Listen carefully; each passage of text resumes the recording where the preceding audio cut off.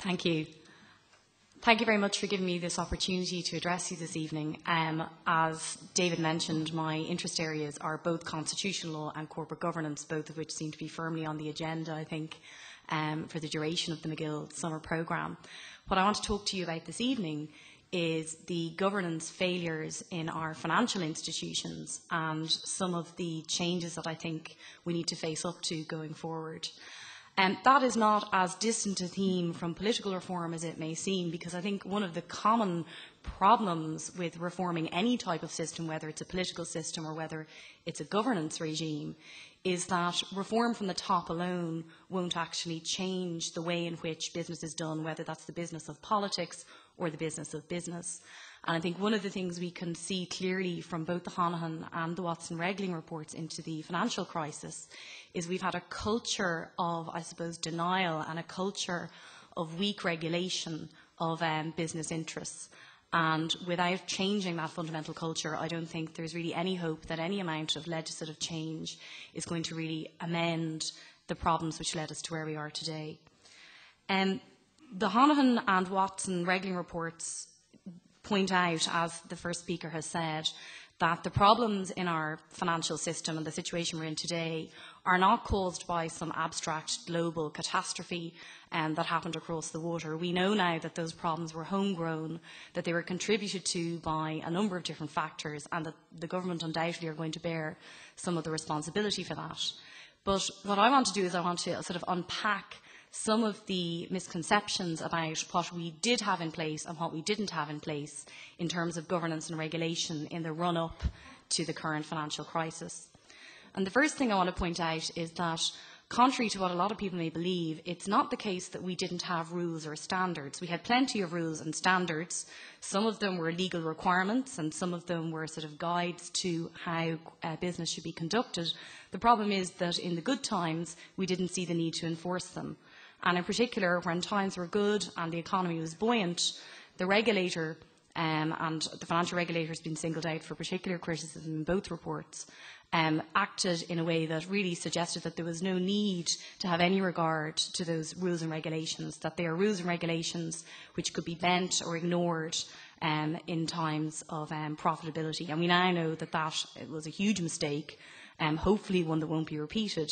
But I think that it's one that will only be prevented from recurring again if we address the fundamental sort of culture of denial in terms of the breaches of regulation that appears to have been around at the time. So it's not the case that we had gaps, massive gaps in our company law, although there is one gap that I think is worth pointing out, because I think it illustrates a sort of a valuable lesson about reform and the kind of company law and bank reform that we're going to have over the next few years and that we've already started this past summer. And that is the gap in the Companies Act 1990, which facilitated the bed and breakfast arrangement at Anglo-Irish Bank.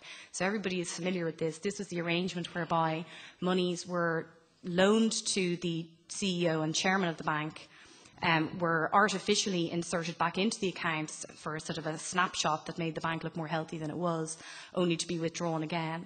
And the reason that that was possible was because the 1990 Companies Act, which brought in rules about directors' loans being disclosed in the annual reports, had an exemption for banks in subsection 6 of section 41, and I promise I won't talk too much about sections of legislation. But the reason I'm mentioning it to you is if you go back and look at the Dole debates about the 1990 Companies Act, we know that around that time, when the legislation was brought in, there must have been some discussion about why this exemption was given, but there's no record of it in the Dole debates. We don't know why that exemption was given. We do know that the Irish Bankers' Federation made a lot of submissions about the 1990 Act in general because they're referred to quite a number of times in the Dole debates, but we have no explanation of why that massive gap was left in our company law. And I think that's a lesson going forward, and I know the government is currently in the process, hopefully, of promulgating the new or passing the new Companies Consolidation Act. And I think it really is a time for going through the legislation with a fine-tooth comb, because it's interesting that the Company Law Review Group, which was supposed to be looking at our company law, identifying things we should be changing as part of the preparatory work for that Act, didn't point out this massive loophole, which we now know has had a hugely damaging effect on our confidence in our banks. Regulation and sort of reform of company law are always reactions to crises, and that's nothing controversial in that. So, for example, the Wall Street crash led to massive reform legislation in the United States. The collapse of BCCI, for example, and Robert Maxwell's empire in the late 1980s and early 1990s led to company law reform in the United Kingdom. It also reflexively actually led to the 1990 Act in this jurisdiction. And we've also had a number of other crises which have led to different sort of regulatory measures as a reaction to that. Obviously, knee-jerk reactions are never a good idea. You always need a time of reflection, and that isn't always possible when you're dealing with systemic threats, for example, to the banking sector. But nonetheless, it's true to say that it's almost always the case that we only care about regulation and corporate governance reform as sort of a public issue that receives media attention when we've had some kind of economic crisis. And in the good times, those matters seem to just disappear from the agenda, and nobody is really too interested in discussing them. And I think that's something that has to change.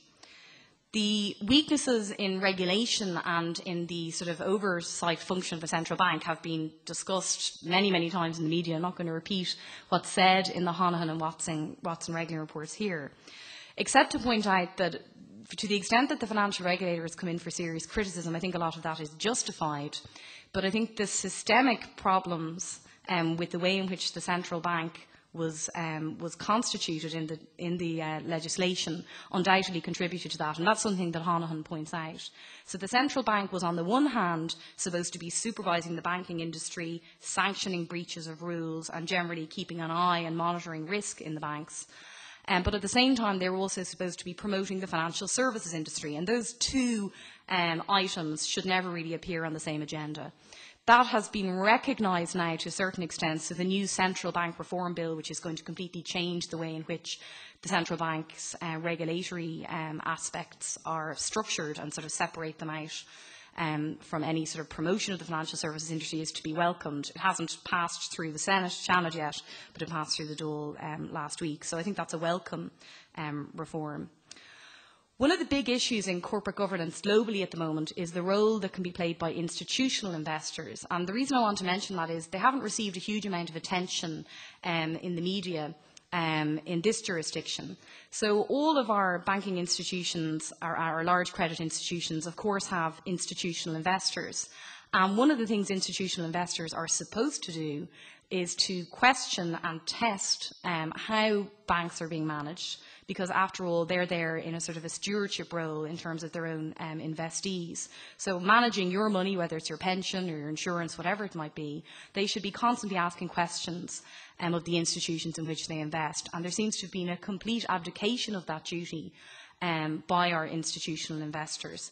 So, for example, one of the key principles in the Combined Code on Corporate Governance, which is sort of a set of best practice rules which all Irish listed companies, including banks, have to sign up to if they want to be quoted on the Irish Stock Exchange, is that the two key roles in large companies of the chief executive officer and the chairman of the board should always be distinct. And the idea is that by joining those two, you give too much power to one individual and too much potential for abuse of that power. And we know now that that has in fact taken place in one of our credit institutions. And when the decision was made to make one individual the CEO and chairman of that particular credit institution, the Irish Association of Investment Managers, which was consulted about its view on it, basically said that they were not going to object to it. They initially said that they would like to see a deputy chairman introduced as some sort of a check on that unbridled power in the hands of one individual, but then they later on simply dropped that and never questioned it again. And that raises serious questions about the role of institutional investors. It's not just an abstract problem, and it's not just an Irish problem. So, for example, the financial reporting body in the United Kingdom has recently published a large report setting out principles for institutional investors, active engagement of institutional investors with the institutions in which they place other people's monies. And those principles will presumably, if the Combined Code is anything to go by, be adopted, at least in theory, in this jurisdiction. But whether or not institutional investors are really willing to devote the time and energy to monitoring the companies and banks in which they're putting our money is an open question. But as I said, institutional investors have received virtually no criticism, public criticism, in the wake of the banking crisis, and that seems to me to be an oversight. The other elephant in the room when it comes to the banking crisis is the position of the auditors in this jurisdiction. And one of the terrible and sort of sad things, I think, about the current situation is that, in fact, the role of auditors and auditor failure was something with which we in this country are all too familiar with. So after the Dirt inquiry, it was very clear that the accounting profession could not be trusted to self-regulate, could not be trusted to ask the questions or even simply perform simple checks on the activities of our banks. And nonetheless, a decision was made in 2003, around the same time the decision was made to set up the financial regulator, to set up an oversight body, an overseeing body for the accounting profession, which conducts audits of our large credit institutions and listed companies. And that oversight body was set up in such a way as to make it what I would describe as a regulator once removed. So the IASA, which is the body charged with overseeing the auditing profession and the accounting profession generally, doesn't actually have any direct regulatory powers, so to speak, over individual audit providers. All it does is regulate the way in which the four self-regulating accounting bodies regulate their own members. And it's interesting that in its annual report, which was just published there a couple of weeks ago, that the chairman of the IASA pointed out that the body is completely under-resourced. It doesn't have appropriate powers to enable it to conduct any kind of meaningful regulation. And furthermore, and I think this is really indicative of the sort of culture of denial and sort of the lack of engagement with regulation in this country, two of the accounting profession positions on the board have never been filled because the associations have never been able to agree on sending anybody to go and sit on that committee. And that to me is a real sign that the regulatory functions of that body are just not even taken remotely seriously by the accounting profession. And I think that the Commission to inquire into the banking crisis has mentioned the audit function as one area of focus. And I actually think that that is going to be one of the most important areas of focus, and it's going to be one of the most important reform items that's going to come out of the banking inquiry, because we simply have to deal with the situation whereby we're not regulating the audit function whatsoever. And I think it's a really serious issue, and I think it's one that should be centre stage in any reform of our governance structures in this country. That's all I really have to say about the issue. If anybody has any questions, I think we're taking them at the end of the panel discussion. So I'd just like to thank you very much for your time.